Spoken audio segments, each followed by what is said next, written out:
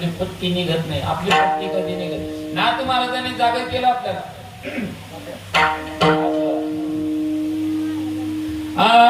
घ्या सोनवा घ्या प्रेम नगरावारी सावधोनी भजनी लागा देव करा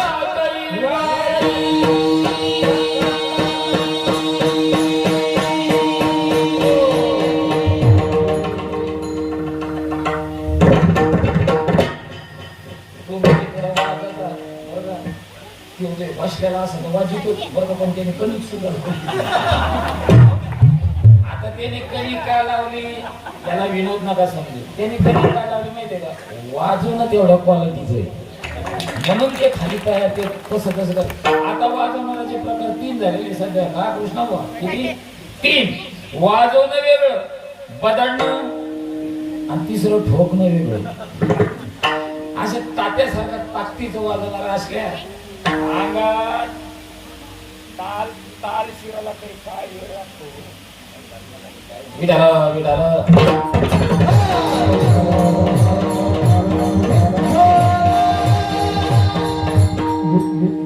वाजवण्यामध्ये गोड ताकद आहे बरं का. वाजवण्यात कसे ताकद पाहिजे. तात्या गोड वाजवतात. तात्या काय महाराज आता एवढी लेकरं सुद्धा गोड वाजायला लागली. आता आपल्याला सांगायला वेळ नाही, आपला वेळ समाप्त झालेला जवळपास. पण महाराज म्हणतात जाग करतात. कोणाला जाग करतात? 60-65 झालेल्या माणसाला नाही. अशा एक बरोबर इकडे बघा या तरुणाला जाग करतात. पण आपल्या डोळ्यातल्या अंधकाराची निघत नाही.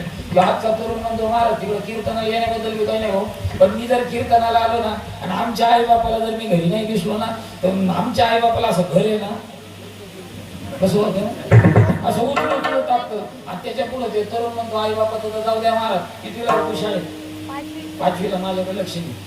ते म्हणतो घरी जर नाही दिसलो तर घर उचलून टाकतं. पण माझी बायको जर जेवत असेल, कोणाची माझी कीर्तन करायची नाही, जेव कीर्तन येत नाही त्याची.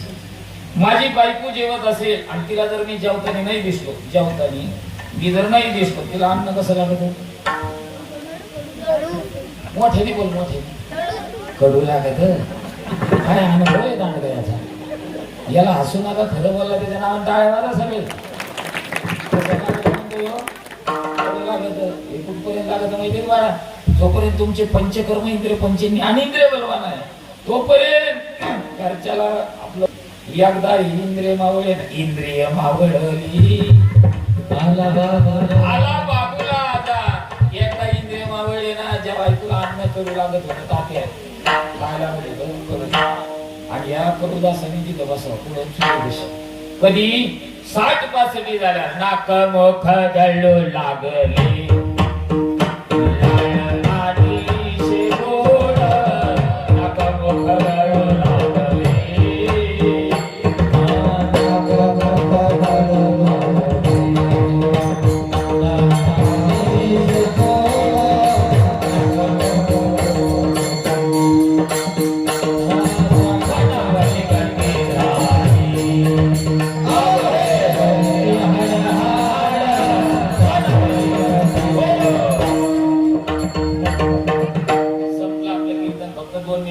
लगेच थांबणार आहे.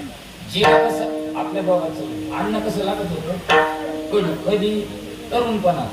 आता याची 5 झाली चुली कशी बसला ती भाकरी कशी आणि हे तिला बसला. ज्या मातेला मालक नाही दिसले तर अन्न कडू लागत होतं. आता जे चुली कशी बसला नाक मुख गळत आणि याचा खर्जे लागला. काय लागला? खर्जे वेगळा बरं का दादा. आणि या 3.5 हाताचा खर्जे वेगळा तो बऱ्याच जणांचा लागलेला. त्यांनी असं चुली पशी बसावा आणि नुसतं खरखर करावं असं करावं. आता ज्या बायकोला मालक नाही दिसल्यावर अन्न कसं लागत होतं कडू लागत होतं. आता 3 बायको त्याला म्हणली बाईल म्हणे खरे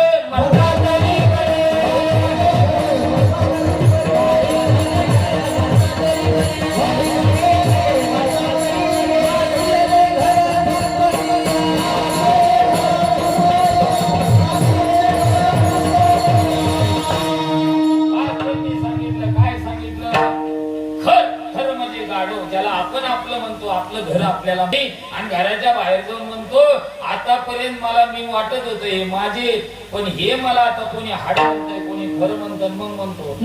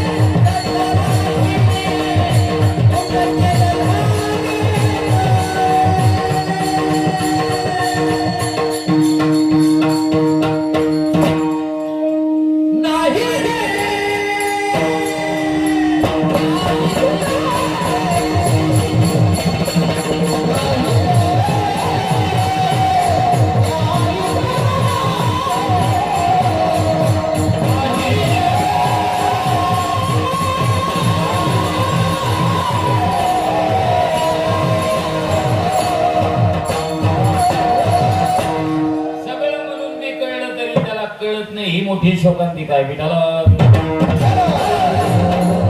आपल्या कोणी भक्त आपण राम या शब्दावर बोललो.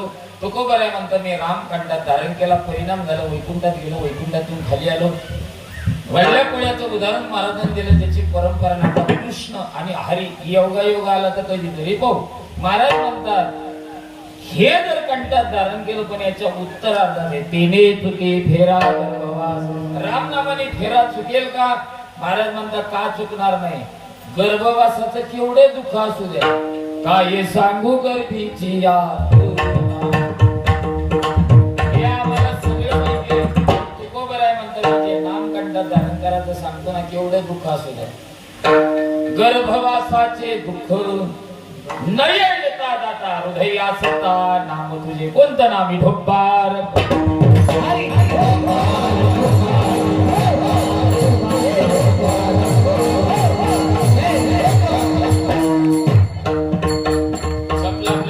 पहिला दिवस आहे, नामाला महत्व आहे. आपल्याला याद कशा करता असं पवित्रो विधिदान पुण्यम कारो पवित्रो विधी तीर्थयात्रा कंठो पवित्रो विधी नाम घोषो हृदयो पवित्रो विधी ब्रह्मनिष्ठ.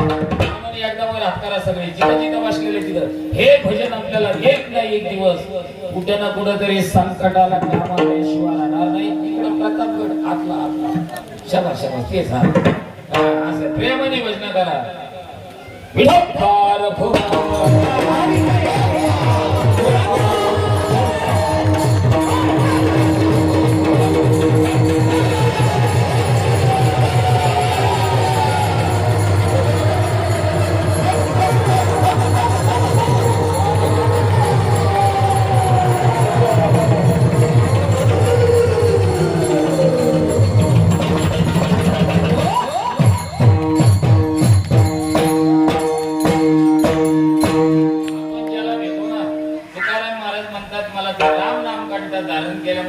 बसणाऱ्याला सांगणाऱ्याला ज्याची भीती आहे, तुकोबर आहे म्हणलं मला त्याची भीती वाटली नाही.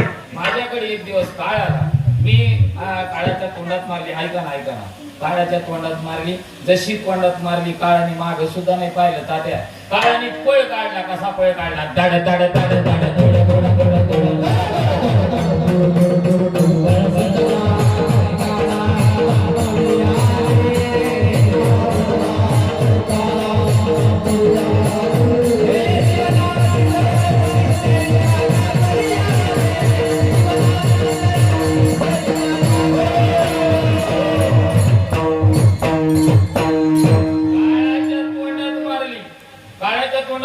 तुम्ही आम्ही काळाच्या तोंडात मारणार नाही. तुम्ही आम्ही काळाच्या तोंडात मारणार नाही.